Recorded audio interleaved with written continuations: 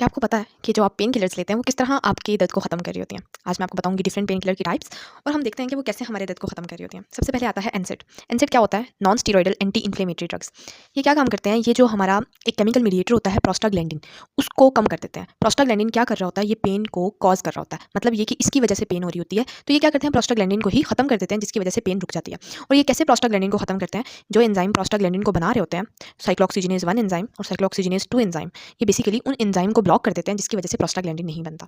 दूसरे हैं हमारे पास ओपियोइड्स। ओपियोइड्स क्या करते हैं? हमारे ब्रेन और सेंट्रल स्पाइनल कॉर्ड के पास कुछ रिसेप्टर्स होते हैं, म्यू रिसेप्टर, कैपा रिसेप्टर और डेल्टा रिसेप्टर। ओपियोइड्स उनके साथ बाइंड करते हैं और हमारे ब्रेन और स्पाइनल कॉर्ड के पास नर्व इम्पल्स को नहीं जाने देते। तीसरे हैं एडजुवेंट एनाल्जेसिक।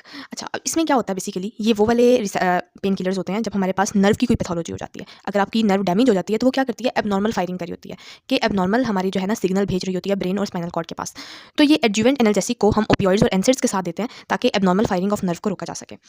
नेक्स्ट है हमारे पास लोकल एनेस्थीसिया। नाम से क्या पता चल रहा है कि अगर हमने किसी एक हिस्से को सुन करना हो, सुन करने का मतलब ये होता है कि आपने से उस हिस्से की सेंसेशंस को कम कर दिया, उसको पेन, टेम्परेचर, टच वगैरह की सेंसेशन फील ना हो, इसको हम बोलते हैं बेसिकली सुन करना या एनेस्थीसिया देना। लोकल का मतलब है एक स्पेसिफिक जगह की।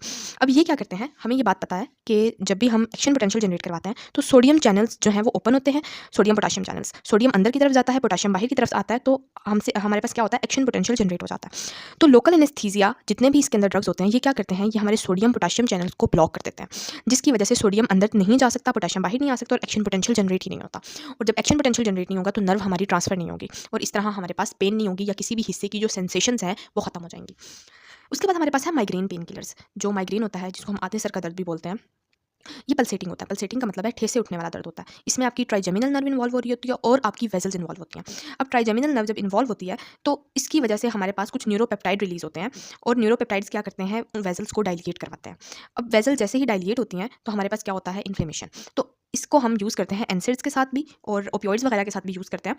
तो इसके लिए लेकिन माइग्रेन को ख़त्म करने के लिए, मतलब ये कि ट्राइजेमिनल नर्व को रोकने के लिए हमारे पास स्पेसिफिक ड्रग्स होते हैं जिनको हम बोलते हैं ट्रिप्टैन्स। ट्रिप्टैन्स क्या करते हैं? ये सीरोटोनिन रिसेप्टर्स को ब्लॉक कर देते हैं। सीरोटोनिन रिसेप्टर्स जो हैं जैसे ही ब्लॉक होते हैं तो जो वेसल डायलिएट हो रही होती हैं उनकी जो है वो वेसोकंस्ट्रिक्शन हो जाती है। जो हमारे पास बहुत ज़्यादा न्यूरोपेप्टाइड रिलीज हुई होती हैं, न्यूरोट्रांसमीटर्स बेसिकली जो न्यूरोपेप्टाइड्स होते हैं वो भी कम हो जाते हैं और हमारी जो ट्राइजेमिनल नर्व एबनॉर्मल फायरिंग कर रही होती है वो भी खत्म हो जाती है।